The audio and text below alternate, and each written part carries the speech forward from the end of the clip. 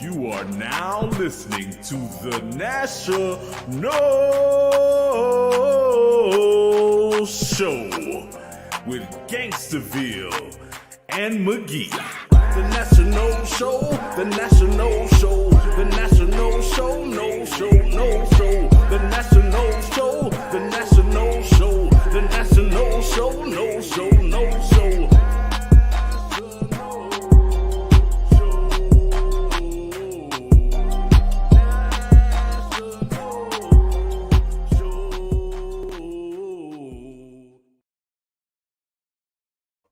All right. No Nation, welcome to the National Show with Gangsterville and McGee. That's my Gangsterville impression. The homie is just getting over being sick, so you're gonna have to suffer my voice a little more this episode than usual. But it is another off-season workout. In our new day and time, Thursday mornings. And if you're watching this live, that means you are watching us at youtube.com/national, NATIONOLE. Oh, you got to put the little at in there. It's youtube.com/national, NATIONOLE. We appreciate you watching. You can find all our social media links on our link tree. It is /National Show, NATIONOLESHOW. It's also available on national.com. And make sure you're subscribed on the YouTubes. That's really helpful. That way you get the little ding whenever we got a new show coming out. Gangsterville, my guy. It is one of our favorite days of the year. It is draft day. I love seeing young men and anybody, obviously, it's not just football, it's any sport, but like I love, and it's any walk of life. Seeing young people getting the making their dreams come true. Yeah. Something that they've striven for and busted their ass for and got up before everybody else and worked harder than everybody else. And I love people getting their flowers, man. I love people getting their reward, and it's beautiful, man. It's beautiful. I'm going to hear a dude from Florida State tonight and another one throughout the weekend. It feels good. It feels good. Oh yeah. It is. What's the? Oh, I lost you for a second.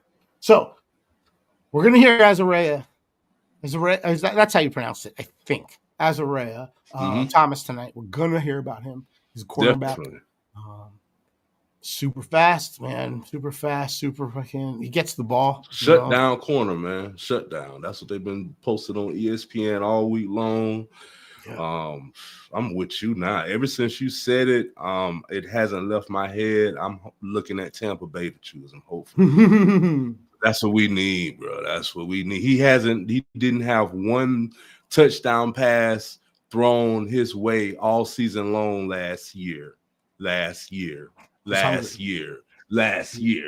So that says something. He wants that ball. He wants that ball, dude. He is hungry. He goes for it, and because of that, people plan against him. You know what I mean? Literally schemed against him, away from him, I guess is the way to say it. Yeah, They said they only threw to his side 8% of the time or whatever. So amazing. Yeah. We're both Buccaneers fans. Obviously, we would love to see him in Tampa. It fills a need.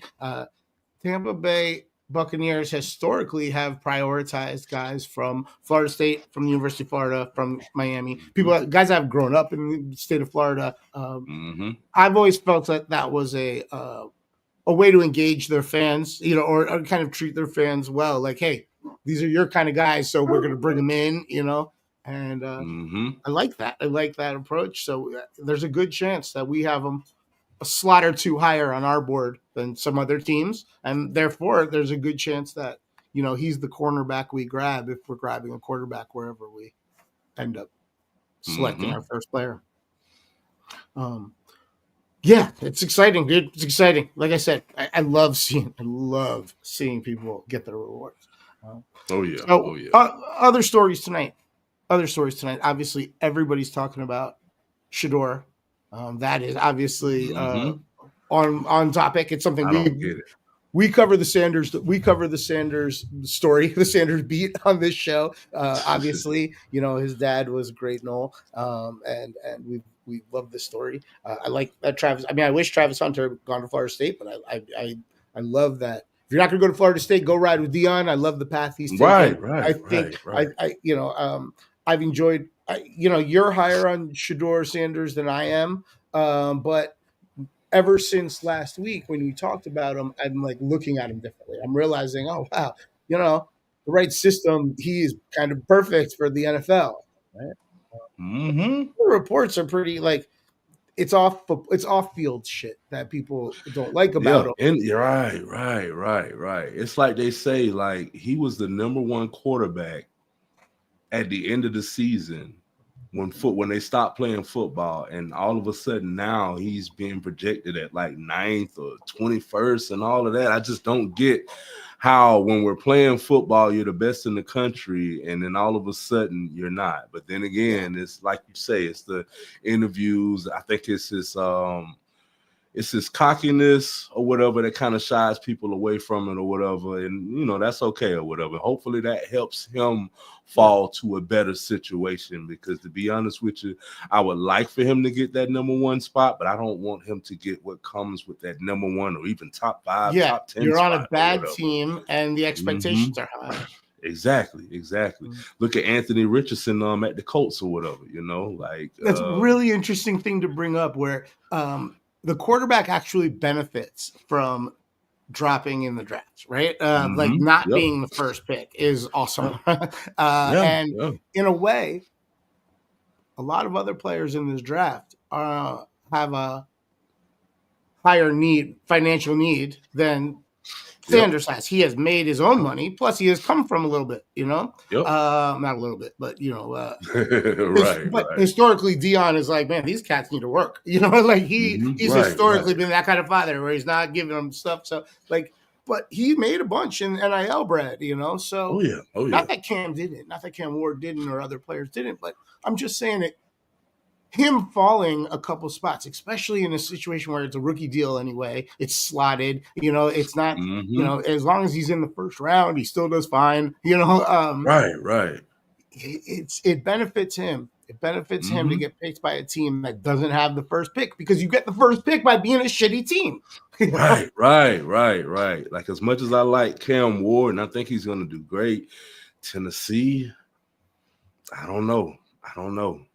Tennessee has been up and down over the last 6-7 years, 3-4 different coaches, different offensive systems, different quarterbacks and stuff or whatever. So there's no contingency there or whatever, versus if Shador happens to slide and get drafted by the Steelers, it's a wrap.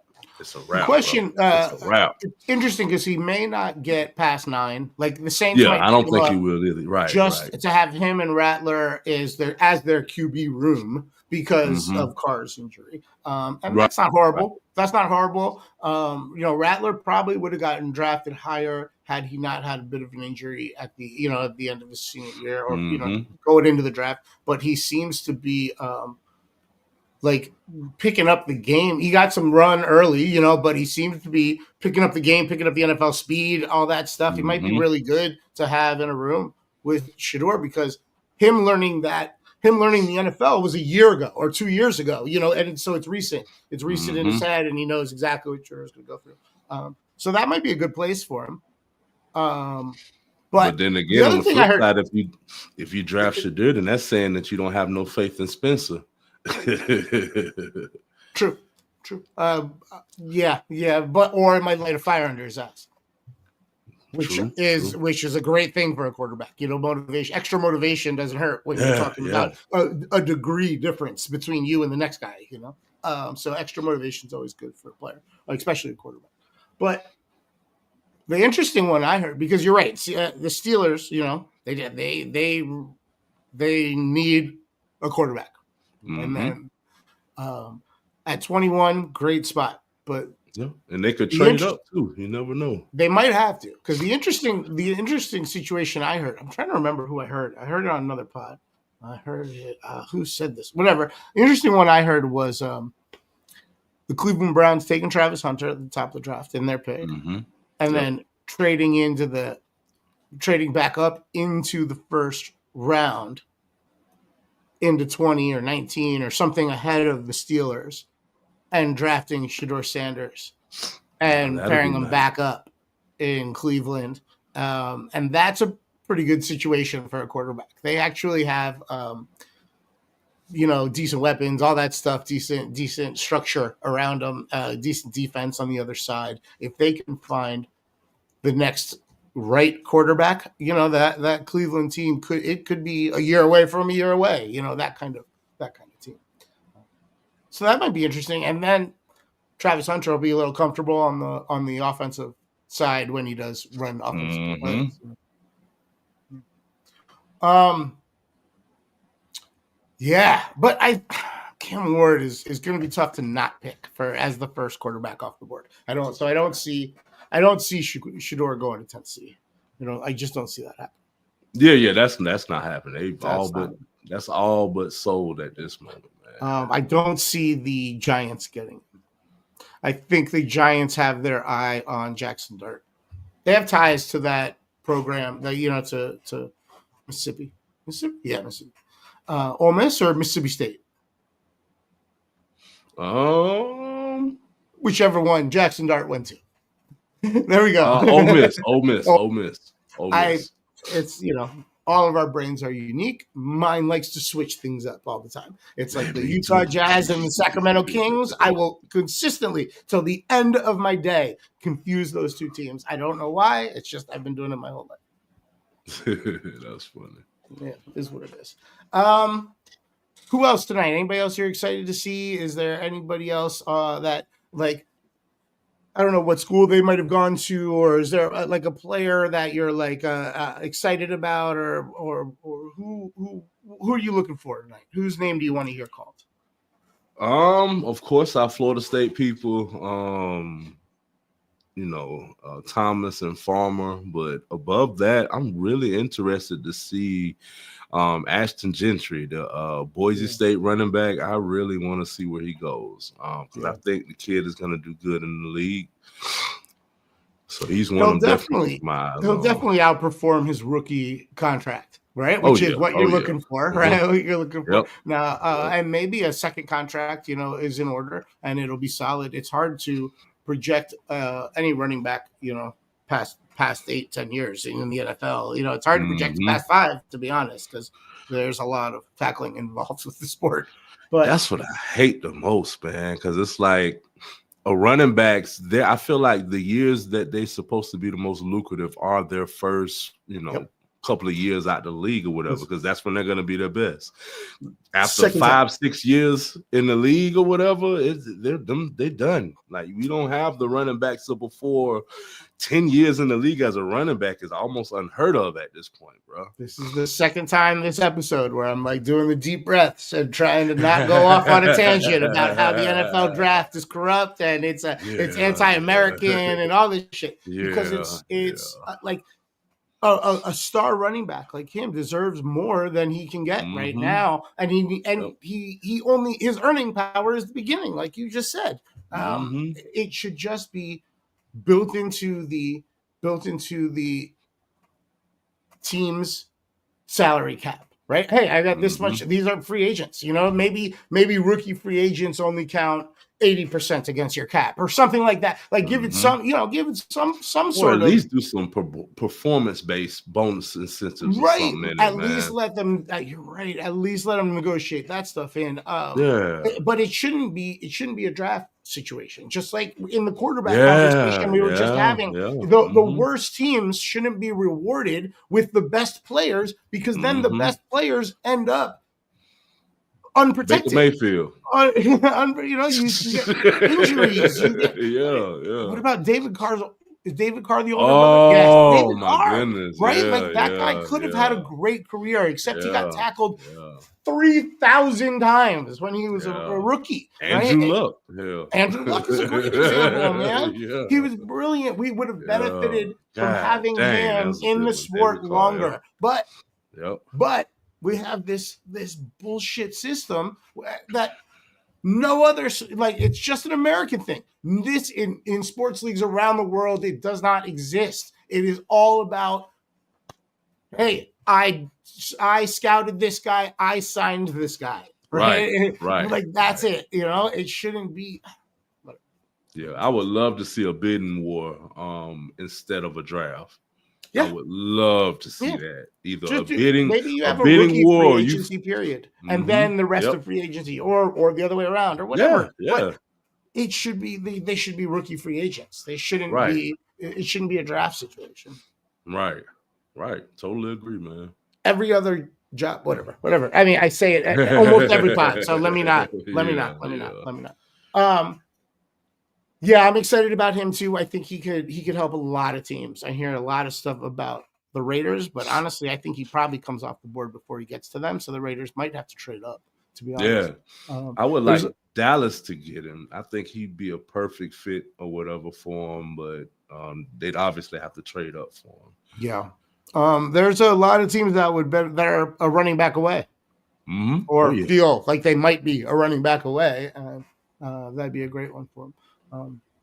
See what happens. The team I could really, I could see him doing really well on is the Chargers. I feel like Harbaugh would appreciate a man with his skill set and would put him in a position to dominate and maximize his rookie year production. So I don't know. I don't know if they're looking at running back. They might have other positions that is more. I just, whenever I think of Harbaugh, I think of big linemen. So he might just be going, just focusing on the offensive and defensive lines. But because of that focus is why I think he's a good running back, for that. You put a couple good offensive linemen in front of him, and that dude's going to go get 8 yards of carry. Right. 6.5 yards of carry, and that's awesome. Yep. All right. The other thing we need to do, we need to have a quick little Pro No report. All right, we don't need to do the whole spiel, but we got to do. There's a couple things we got to talk about.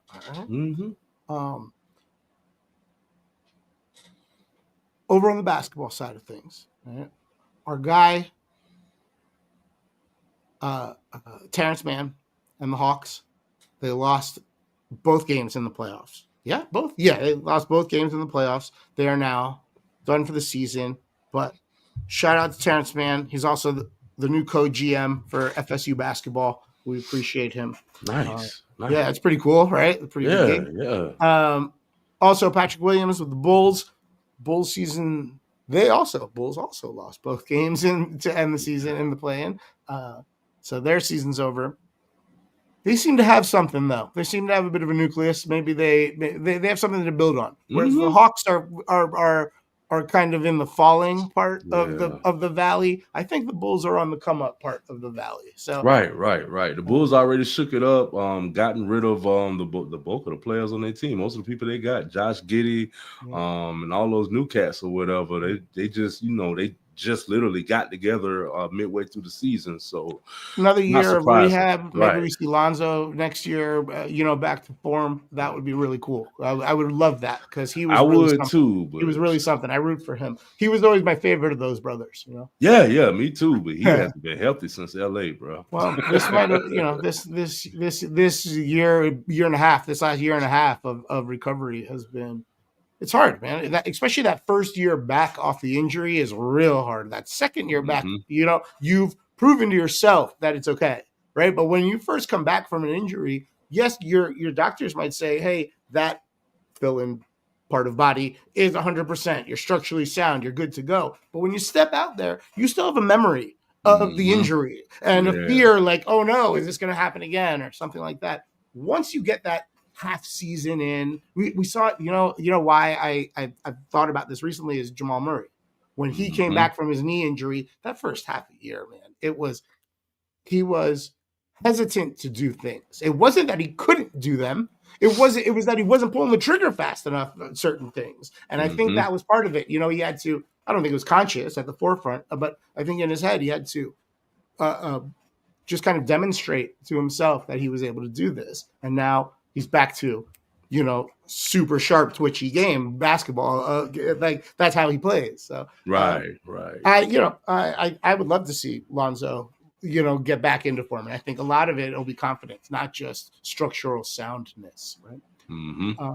But so those guys are out. Those guys are done for the season. Let's talk about, we got two Noles still in the NBA playoffs that are not done for the season. Jonathan Isaac is playing for the Magic. They are down 0-2 in the first round to the Boston Celtics. They lost both games in Boston. Boston is very good. Boston is very good. The Magic seem to have their hands full. Now they'll probably steal one in Orlando. I don't know, but I don't know. Maybe Boston is they're too stacked of a roster and also experience, which is the exact opposite of Orlando. They played without Tatum in game 2 and still won. But now I will say that game, like the Magic were never out of that game until they just lost in the end. You know, like they were always, you know, it would get to 11, they get right back to 7, and they were, you know, they got to 5 a few times. Like they were kind of in the mix, and there were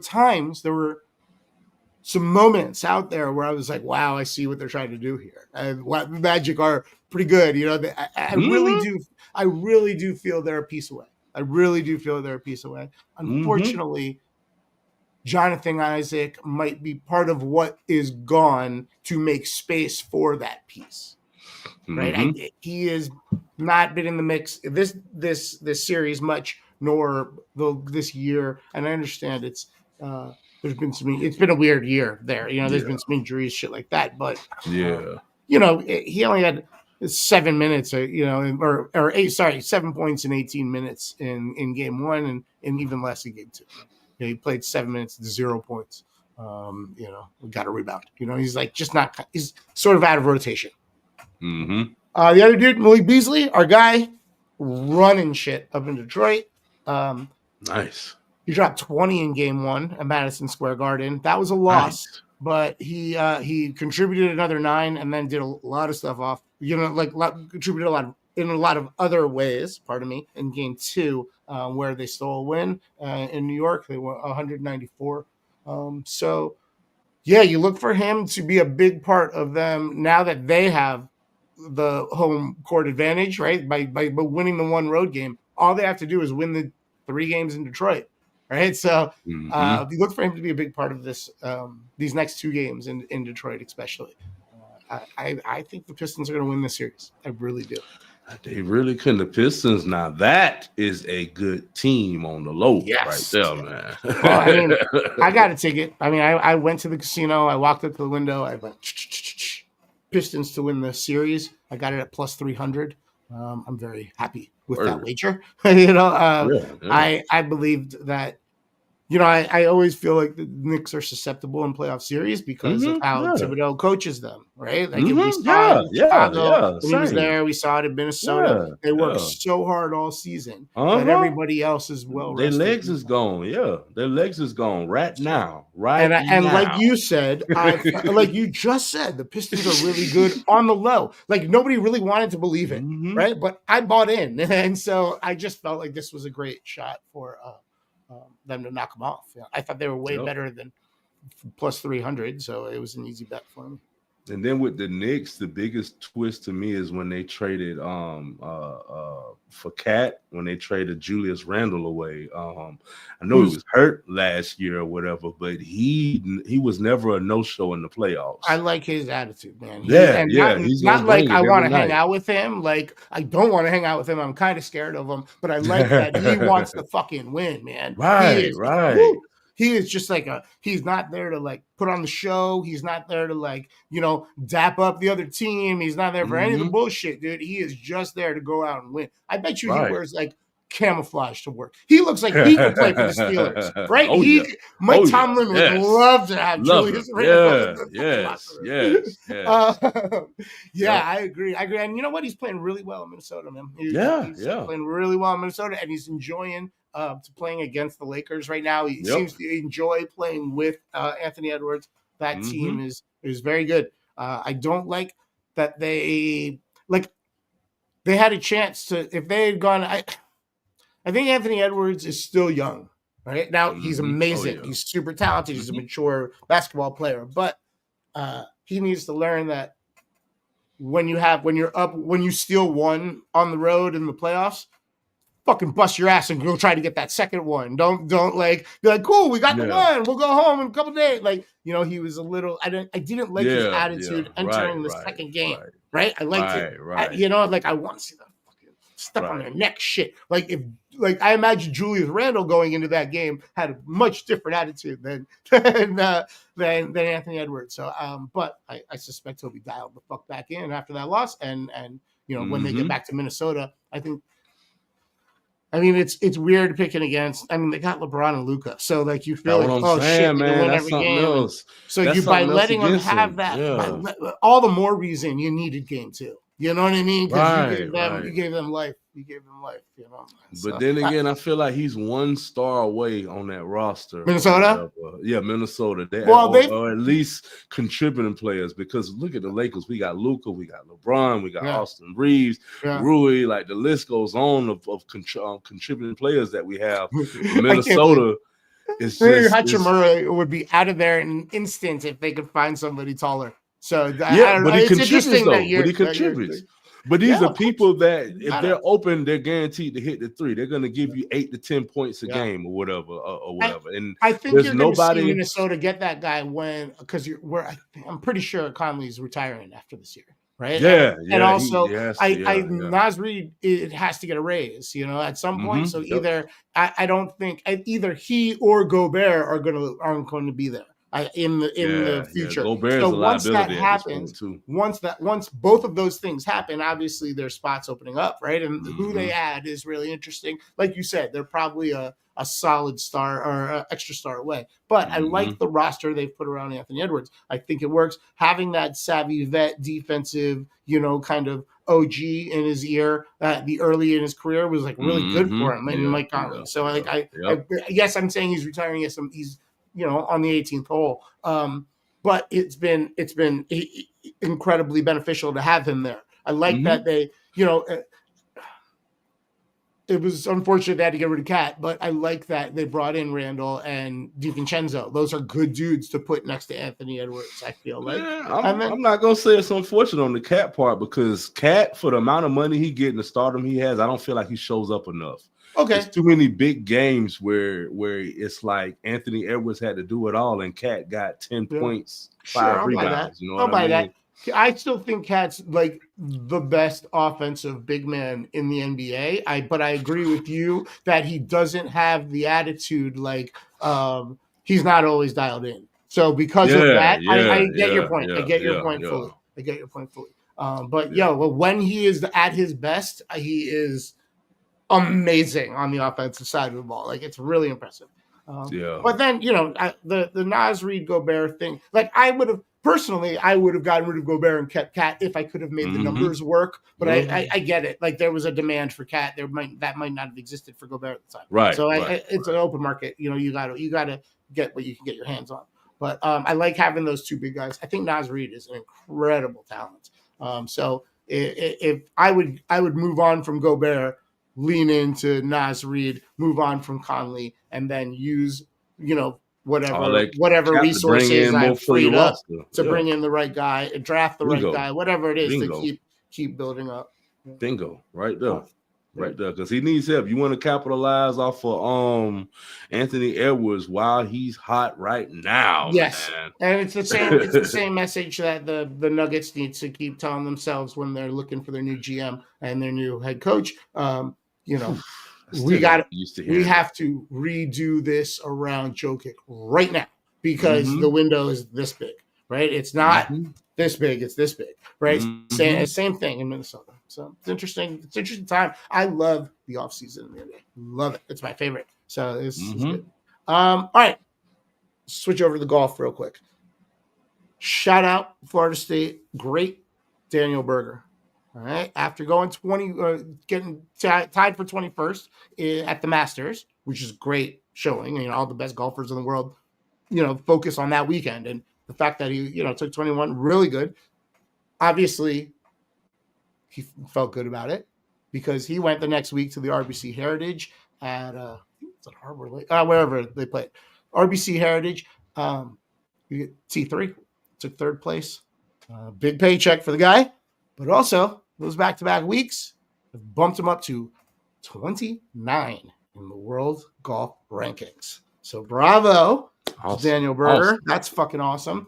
And then over on the live side, Brooks Koepka has a big weekend this weekend in Mexico City, CDMX, party time. He's playing at Chapultepec, which is a really special golf course. Mexico City is higher altitude than Denver. I mean, it's really high up there, which means when you hit a golf ball, that golf ball travels.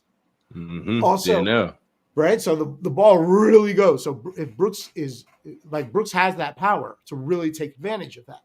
The thing is, this course has a lot of trees, so you have to be super tight with your, with your direction, right? So if he is, if he's dialed in, if he's got it all together this weekend, this course is really good for him.